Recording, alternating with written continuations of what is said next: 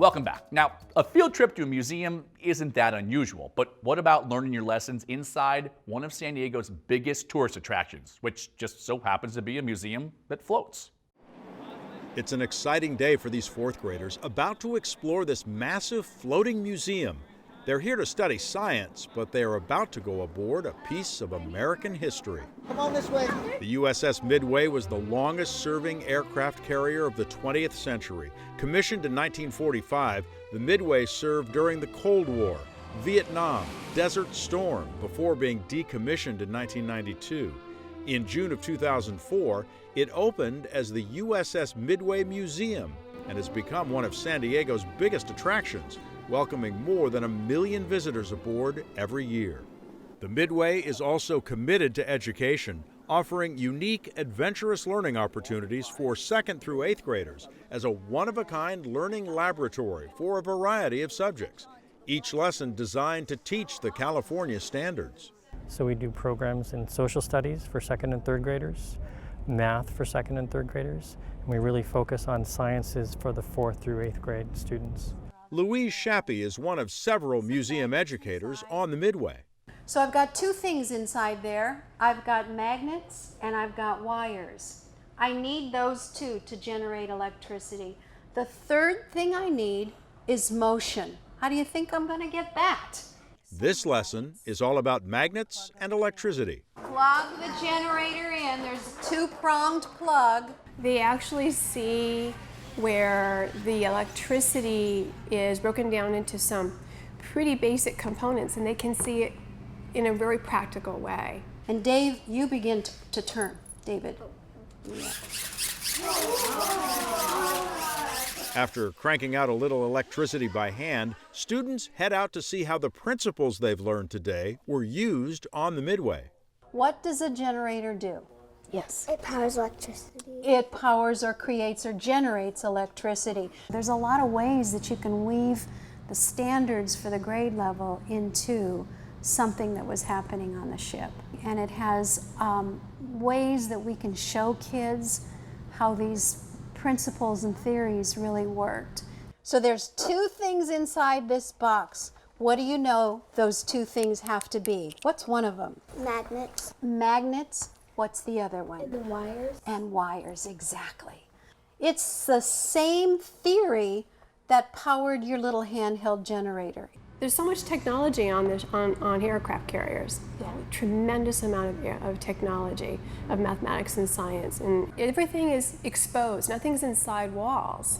So that makes it also very, very visceral for students. Long cable right here, and on one end you see three little kind of fingers on the end of the cable. It is the excitement of, oh my goodness, not only did we see it and do it on the Midway, but we also saw how it actually works in a practical sense. How does it help this ship get along? We learned about electricity today, and we learned about all the stuff that they used on the ship, so that was really fun. I thought it was pretty cool because think about how much electricity has to be produced in that one spot. When a teacher makes a reservation for one of our On Board With programs, we're actually able to provide them with items or activities for their pre-visit time, and then the program itself, and then we have post-visit activities as well. So we're able to give a before, during, and after kind of comprehensive set of items that they can take with them.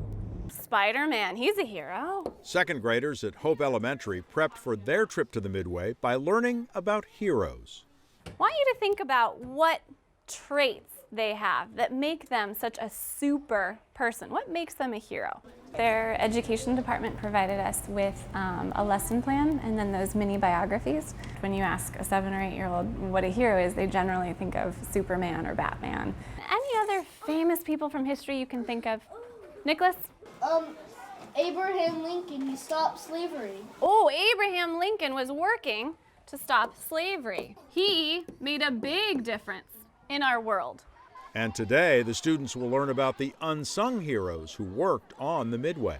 So as we go on our tour, we're going to go to 4 different stops, and we're going to talk about 4 different qualities of a hero.